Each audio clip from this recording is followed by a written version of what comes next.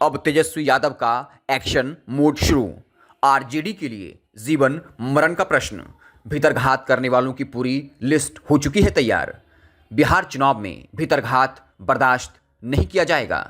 RJD शुरू कर चुकी है सफाई अभियान। 4 दिसंबर तक समीक्षा बैठक। बिहार विधानसभा चुनाव में करारी हार के बाद आरजेडी ने भीतरघातियों की पहचान शुरू कर दी है।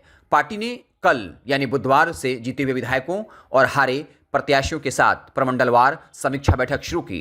रिपोर्ट के आधार पर बड़े स्तर पर सफाई अभियान चलाकर दल और गठबंधन के खिलाफ काम करने वाले नेताओं को पार्टी से बाहर का रास्ता दिखा दिया जाएगा।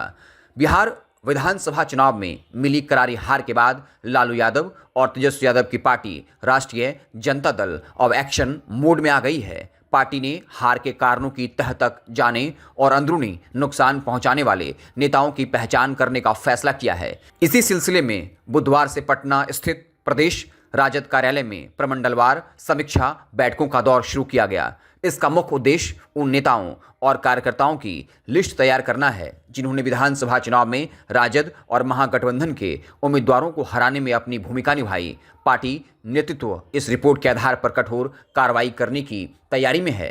हारे जीते उम्मीदवारों से मांगी गई है लिखित रिपोर्ट। समीक्षा बैठकों की शुरुआत बुधवार को मगध प्रमंडल के हारे और जीते हुए उम्मीदवारों के साथ हुई। सुबह 11 बजे से शुरू हुई ये बैठक दोपहर 3 बजे तक चली। प्रदेश अध्यक्ष मंगनीलाल मंडल, अब्दुल बारी सिद्दीकी और भोला यादव जैसे वरिष्ठ नेताओं की मौजूदगी में प्रत्याशियों ने अपने अपने विधानसभा क्षेत्र की पूरी रिपोर्ट लिखित रूप से पार्टी को सौंपी है। उम्मीदवारों ने उन नेताओं के नाम बताए जिन्होंने चुनाव के दौरान दल और गठबंधन के खिलाफ काम किया, विरोधियों के लिए मैदान में उतरे। इस भीतरघात का खामियाजा महागठबंधन को भुगतना पड़ा है। 2 चरणों के बाद चलेगा सफाई अभियान। बताया जा रहा है कि समीक्षा का ये सिलसिला 2 चरणों में पूरा किया जाएगा। पहले चरण में 4 दिसंबर तक प्रमंडलवार बैठकें होंगी। इसके बाद दूसरे चरण में 5 से 9 दिसंबर के बीच पार्टी के जिलाध्यक्षों, प्रधान महासचिवों और प्रदेश पदाधिकारियों के साथ बैठकें आयोजित की जाएंगी। इन बैठकों में प्रत्याशियों की ओर से दिए गए नामों के बारे में पदाधिकारियों से राय ली जाएगी।